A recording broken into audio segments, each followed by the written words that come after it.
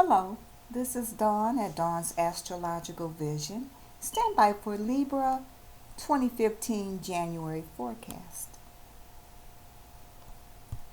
Happy New Year, Libra and Libra rising.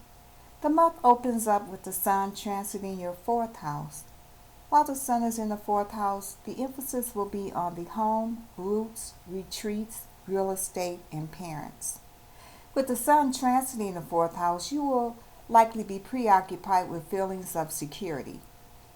You could be thrust into a position of leadership on the home front. Ego confrontations with family members are possible now. But the best way to handle this energy is to do your best to strengthen your relationship to your family and your home base. After the 21st, the Sun moves into the fifth house, and the Sun is at home in the fifth house. Self-expression, creative projects, love and romance, fun, playfulness, and children are all ruled by the fifth house.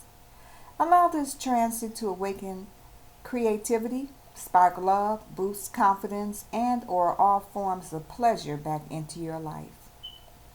This is a very playful period of the year when you are inspired creatively and emotionally.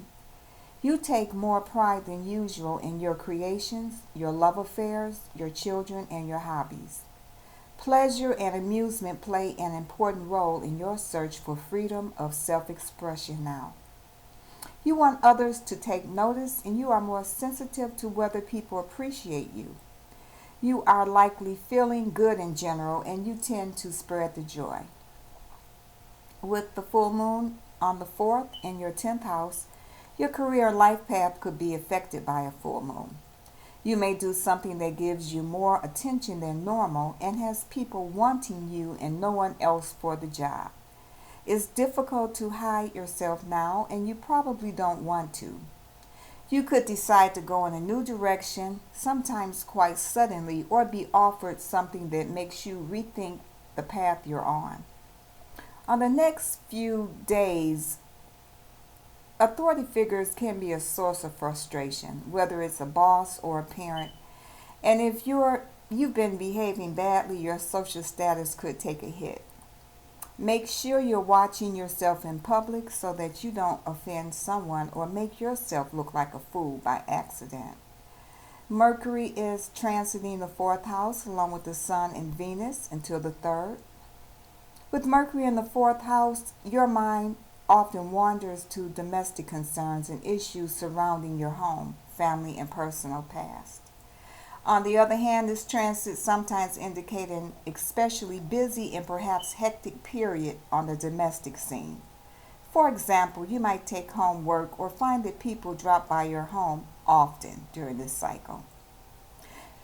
Mercury moves into the fifth house on the 4th and retrogrades on the 21st in the fifth house. There may be a withdrawal of creative energy. Let the process happen. Your project may need time to ferment. Loss of confidence may be an underlying reason for creative stalling. Check in with what you are telling yourself about your ability to express yourself. Don't compare yourself to others. You are who you are. An old flame may reappear.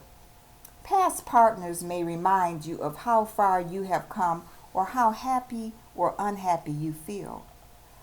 Alternatively, this is an excellent time to inject some romance back into a jaded relationship. Put your thinking cap on and devise new ways to play together.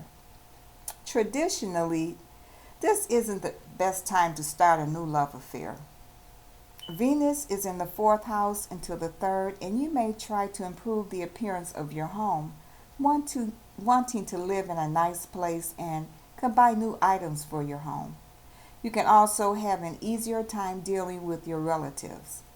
On the 4th, Venus moves in the fifth house, and this is the house of love. So this is a great time to begin dating a new special someone, and you won't want it to be boring and blah.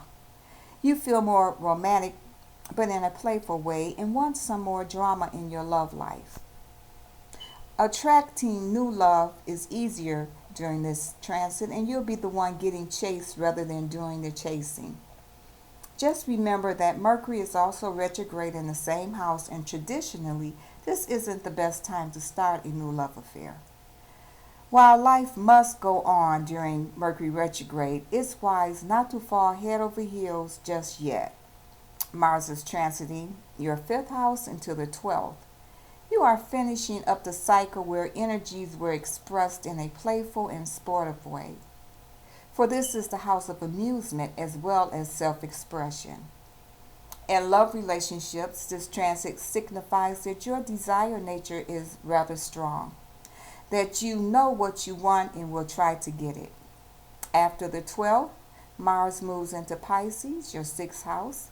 The focus of energies are in working hard and getting things done. When transiting Mars is in the sixth house, you're driven to work. There's a lot to do, and you're completely focused on getting every little task done. You can take on more projects and duties and be busier during this time. You may appear scattered, but you want to be busy. Otherwise, the idle time will be turned into anxiousness. You could have some issues at work with your coworkers, getting into arguments with them, or have a workplace injury. Be careful. You also have more energy to tackle health issues and can become driven to improve your lifestyle. Jupiter is still transiting the 11th house of friendships, hopes and wishes, goals, and groups you belong to. Your friends may be of considerable benefit to you now, and you will become more involved in group activities, for you understand the importance of group goals and values to you as an individual. The nature of this house is such that if the improvements in your life do not affect others, the changes will not be as meaningful or long lasting. Whatever you put out will come back in an even greater quantity. Jupiter will be retrograding from December 8, 2014 until April 8, 2015. Be careful not to party and socialize too much, and not to be able to leave a party or a social situation till the bitter end. There could be a lack of energy going forward with certain ideas and plans until the retrograde is over. Saturn is transiting your third house for approximately 2.5 years, and this is the house that governs communications, brothers and sisters, close relatives, neighbors, and short journeys. Saturn's transit here completes the phase of inward preparation and self encounter that began several years ago with Saturn transit to your first house. The main issue that you will confront at this time is the actual structuring of your mind and how it operates on a day-to-day level. In other words, your everyday mental patterns, attitudes, habits, styles of speaking, and ways of listening to others. You may have trouble with people in your immediate environment, especially relatives and close neighbors. These changes may also cause you to become discouraged and to be unable to communicate as readily as you used to. Lastly, the new moon on the 19th of January is in the sign of Aquarius, your fifth house. The fifth house again is a house of fun, so you could spend some time partying, practicing a long-loved hobby, or letting the creative juices flow. The things that you feel make life fun are what you're most attracted to now. Creating is positive, so this is an especially good time for those who work to create anything, not just the arts. This house rules romance, so you could have a new date. If you've got your eye on someone, ask them out. If you just want to mingle, mingle. Children are a fifth house matter, so if you have kids, you may feel inclined to spend more time with them, or they may require your attention for something. Thank you for listening to Dawn at Dawn's Astrological Vision. Thank you for all the subscriptions, and I hope you continue to listen and enjoy the forecast and enjoy your month. Thank you.